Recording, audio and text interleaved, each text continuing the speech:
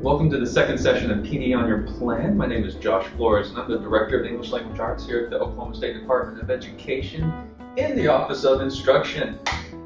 This is session 2. We are still focused on the topic of passage-based writing instructional practices, and today's session will be recorded. It will only be 30 minutes long and will be available for review after I find time to edit all the video. Our 3 takeaways for today's session are strategies, evidence, and of course, as always, some resources. Just to recap the last session, we started off talking about what's that first step into passage-based writing. And the first step, of course, is to comprehend what you read. And we looked at this guy by the name of Marzano, little known guy, did some research on comprehension. And we discussed the most basic skill for demonstrated comprehension is summarization. We're going to focus on today and build off of that because one of the key aspects was to focus on important details. So we are going to look into that by first sharing some strategies. So I like any strategy that incorporates all aspects of the brain, these 4 corners specifically. I tell my students when I show them this brain slide, I want your brain to light up in class. This will be the areas worked in the brain whenever they hear words, see words, speak words, and generate words. So once we do that cycle, at least every single lesson that we give them, they are in pretty good shape and they'll leave exhausted because they'll have used their brains so much in your class, and that's a good thing. So some strategies to get them to each of those aspects are the following. They're acronyms, of course, because we're educators and we love acronyms for everything and have no problems keeping track of those. But if you're unfamiliar with these particular acronyms, I do have them detailed out in my Evernote notebook that you can access if you downloaded the handout on our ELA OK website. It's under materials. There's a link, that first link underneath it says Josh's Evernote Notebook of Instructional Practices or something along those lines. SWBS stands for Somebody Wanted But So. Great for fiction. GIST. I don't know what the acronym stands for, but I know what a GIST is. A GIST is a 1-sentence summary written in exactly 20 words. It drives students crazy. It's a lot of fun. And JABS stands for Judgment, Authority, Basis, and, of course, Summary. You can switch it out for stance too at the end. Stance, JABS. Great for argument texts, not just getting in an argument, but argument, looking at an argument on text, not actual JABS. But APE stands for Answer It, Prove It, and Explain It. That's what I just learned about on Twitter last night. The JABS and the APE techniques, which are both focused on looking at evidence, which is our topic for today. So what is it? Where is it? What types of evidence are there? And how do we get evidence? And let's go through what evidence is. I think it's always important to give students a very clear definition of what all these terms are. And I'm taking this definition out of Marley Springer's book, Teaching the Critical Vocabulary. And it's based on Common Core, but really, who cares? Even with or without Common Core, this is a great resource of some vocabulary words with instructional practices that really help students get to those critical thinking levels. A lot of comprehensive processes. Processes. Evidence is essentially details that support an opinion, an argument, a belief, a judgment of some sort. And I think that's very important to distinguish that it is different than just details from a text. Evidence is different.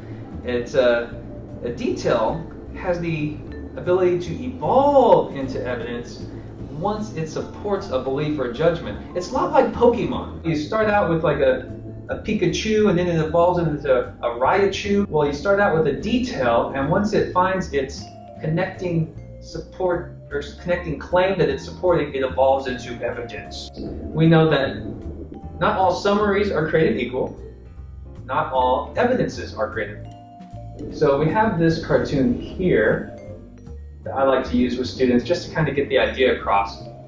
And I ask them, what's the claim and what's the evidence supporting that claim?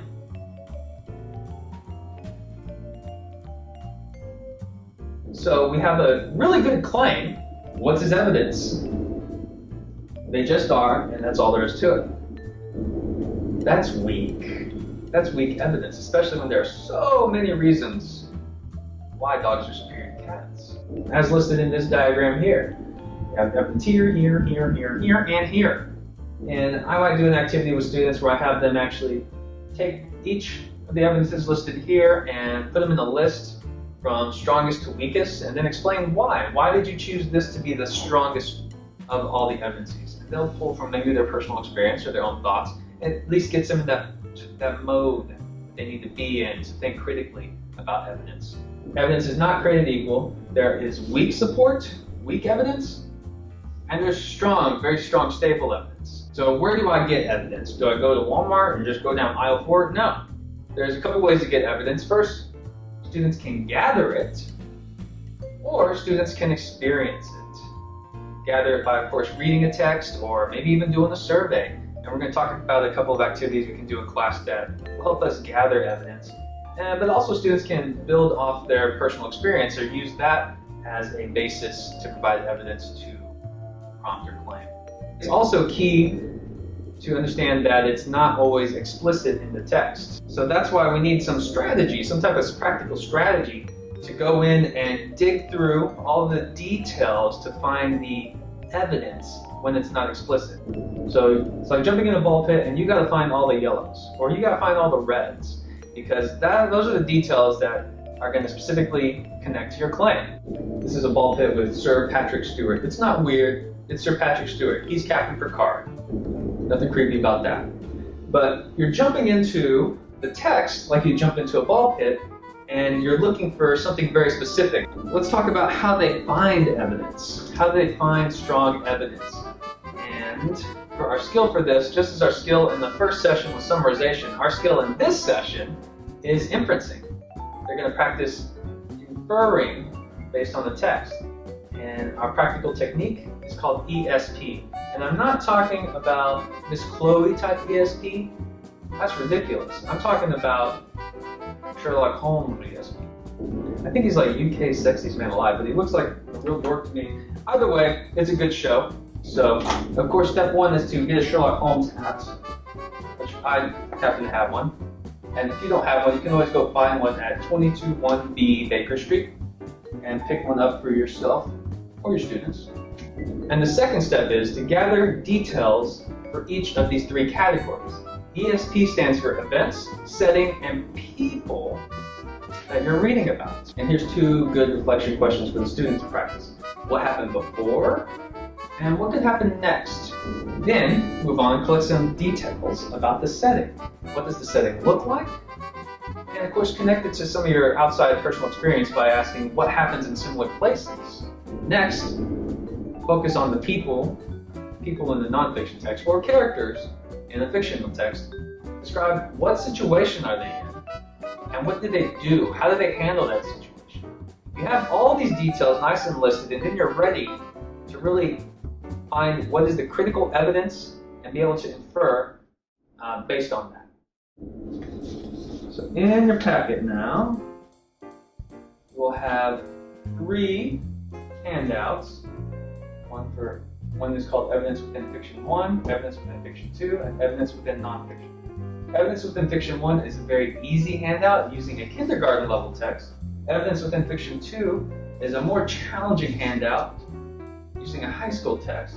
And Evidence Within Nonfiction is a nonfiction article taken off a resource I shared last episode called newsela.com. Newsela.com, for those of you who haven't seen it, they have a bunch of information on nonfiction text with adjustable leg styles. So the one in this handout is actually at a 3rd grade reading level, but you can pump it up all the way to a high school reading level. So you can use it in a wide range of grade levels. This is where this part of the website comes in. You'll scroll down to the interact phase. It's Prove It or Lose It, everybody's favorite game show. So students could read through the passage using ESP, and then they should have all the details necessary to respond to each of the prompts using evidence from the text. But just as a practice, just to show you how this works, you're going to go here and click that submit button down there at the bottom.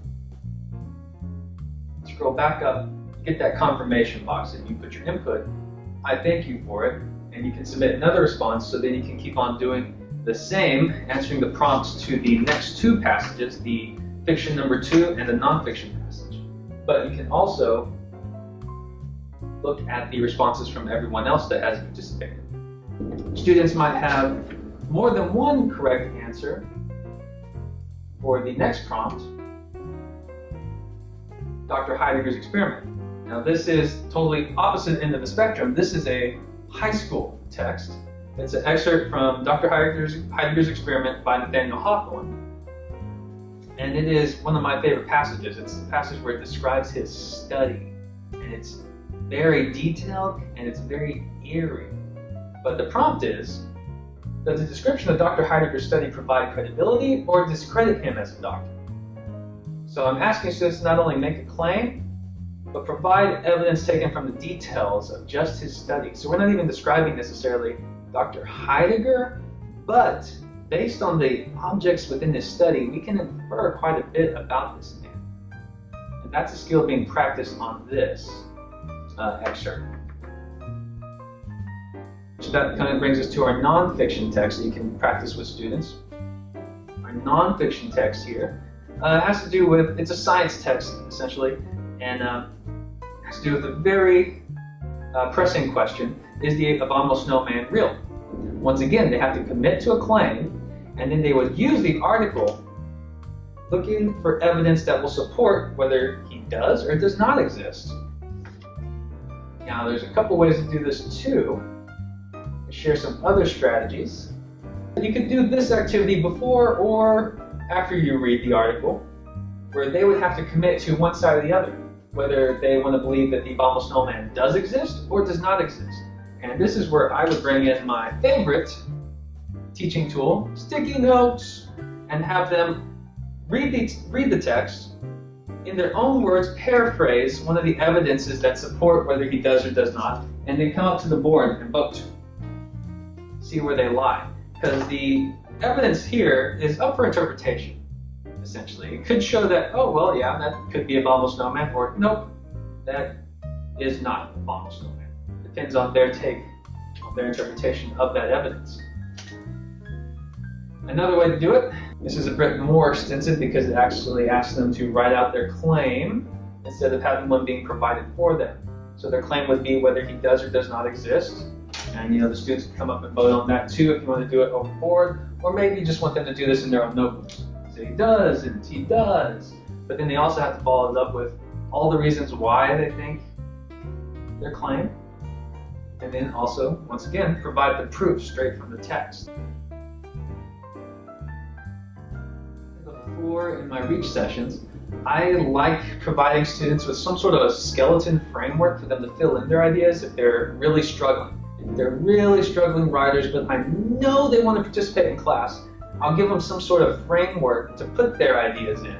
So for instance, in this one, it has the blank followed by the word exists. So they would say, the abominable snowman does exist or does not exist. And then they'd finish with thought, I think this is true because. Finish with their own thoughts and interpretations, and also include blanks to put in evidence from the text that they determine that this is evidence that aligns with their. Before I close up, we talk about these resources here. I got like a lot more than compared to the last session. So first off, the handouts and some of those ideas came straight from Teaching Challenging Texts by Lawrence Baines and Jane Fisher. It's this booklet right here.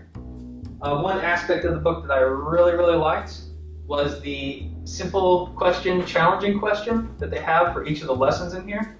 I get this asked a lot, hey, what is just a resource of just lesson plans? I need a book of lesson plans that I can just follow step by step. This book is really awesome. It has middle school and high school lessons that start out really low level, but you can extend them and gives a lot of options to make them very advanced too. So you can hit a variety of different learners. It talks a lot about struggling readers too, and just getting students engaged in general. It has a ton of handouts that are just ready for you to copy and use, and the lessons are all very well structured and easy to follow, and you can even blend the structure of the framework with some of the readings that you do in class.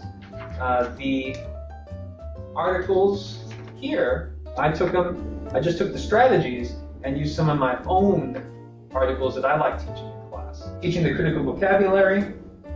Common Core or not, it was a great book of just a bunch of process skills that students need to do critical thinking. So that is by Marley Sprenger. The two texts today, Frog and Toad Together, that comes straight from the Appendix B of the state standards. Appendix B is just full of grade level aligned exemplars, and so I just pulled it straight from that. And Nathaniel Heidegger, or Dr. Heidegger from Nathaniel Hawthorne, that is from Project Gutenberg. If you haven't seen Project Gutenberg, it's just a big database of free literature, classic lit too. And then of course the evidence within nonfiction. Once again, that's taken from newsela.com, one of my new favorite resources, also free. Another resource I didn't have time to get to today, but I think is probably beneficial and you can use all these strategies with, is the Literacy Shed. It's a literacy shed, but it's full of multimedia videos that this teacher has been collecting. And he or she has lots of good guiding questions, so she'll guide you, and he or she will guide you to play a video and stop at certain points in the video, present a question to elicit a lot of critical thinking from the students. Other than that, that's it for this session. I hope to see you next month.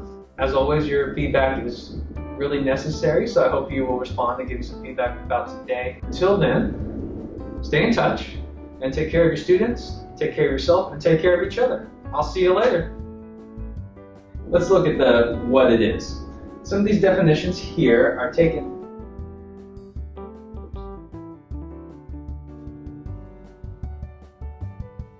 These balls are just hanging. I don't know how that happened. Okay.